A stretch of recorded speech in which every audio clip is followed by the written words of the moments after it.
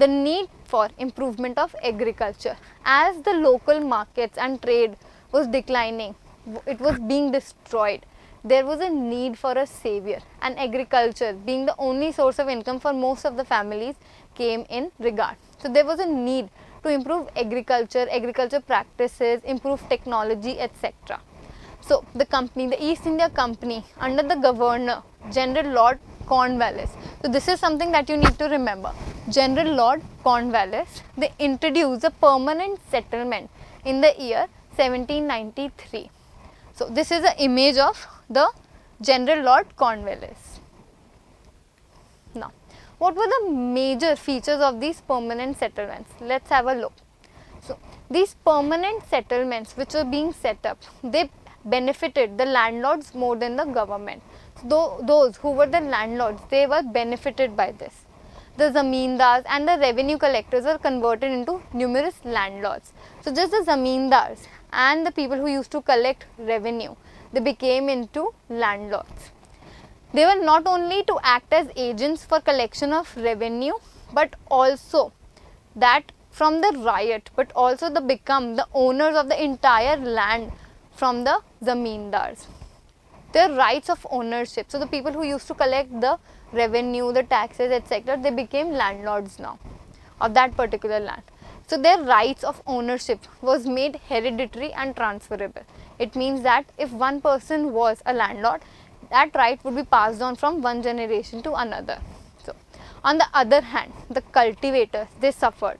They were reduced in the status. They were suffering from low status of mere tenants. So they were landlords, and then there was tenants, kirai and kiraidar, right?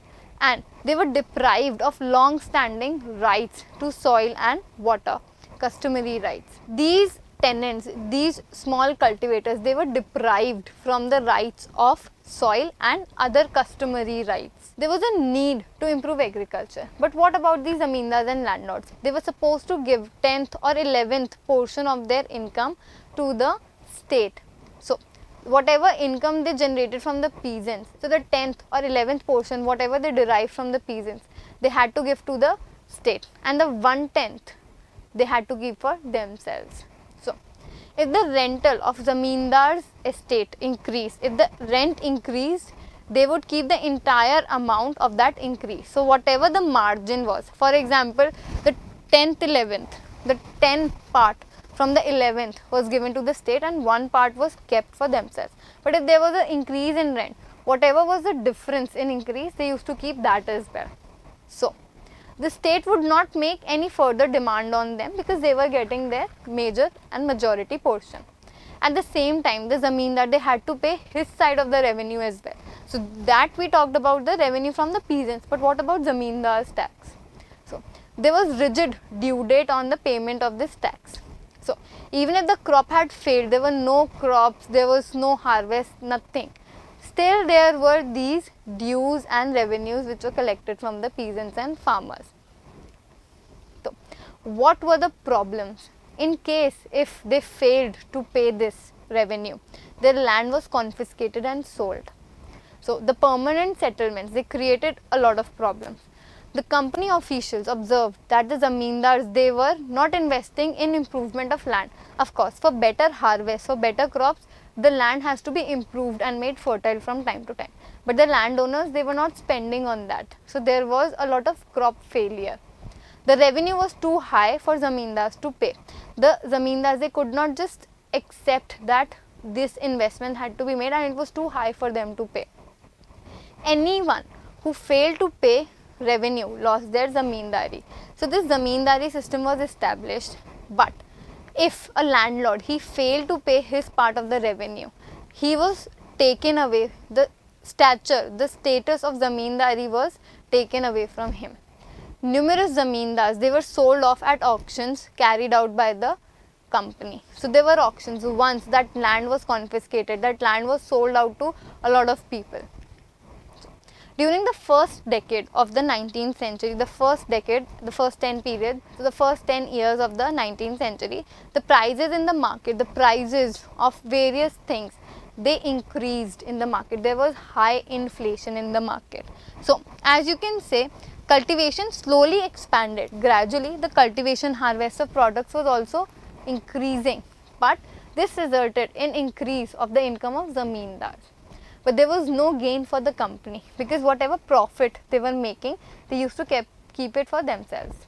So, despite this, the zamindars did not have an interest in improving the land. Since their income was increasing, still they did not spend any money to improve the quality of land for better harvest.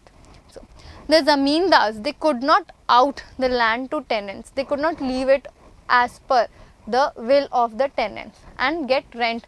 So, they were not interested in improving the land. So, they were not getting any kind of major rent. So, and they could not let it out.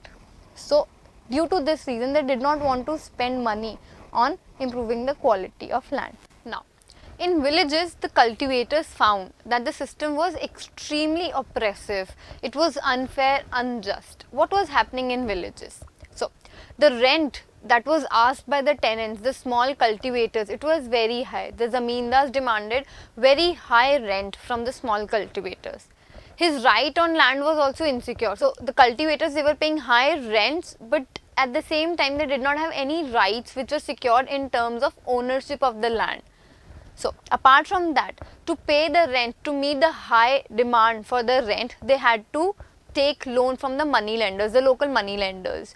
It was not easy to take loan from the bank at that time. There were no banks. It was only the local money lender and financial people who were strong that used to lend money. So, apart from that, when the cultivators, the small cultivators who took loan from the money lenders, they failed to pay the rent, they were evicted from the land. The right of cultivation was taken from them, and that had to be done from generations to generations.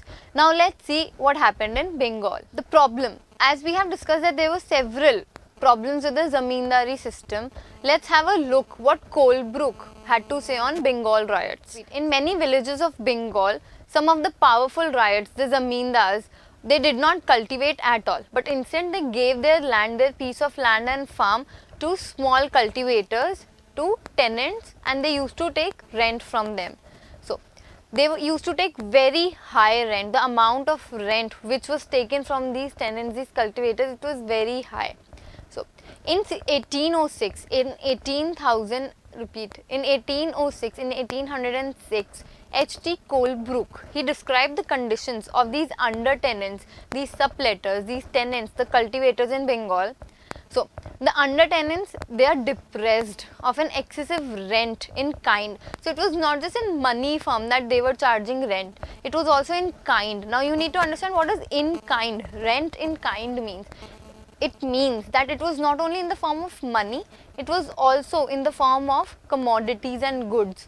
For example, they used to take cattle, seeds, their products, etc. So, these were the things which are paid as rent as well. So, they can never extricate, repeat, they can never extricate themselves or free themselves from this debt. In so abject a state, they cannot labor in spirit. They did not have that positive spirit to provide their labor at all. As you see here, he has further written that they cannot labor in spirit while they earn a scanty substances without hope of bettering their situation. So, their income was also not very large. They had a limited income from which a major portion was given to these lords, the lords of the farms or the land.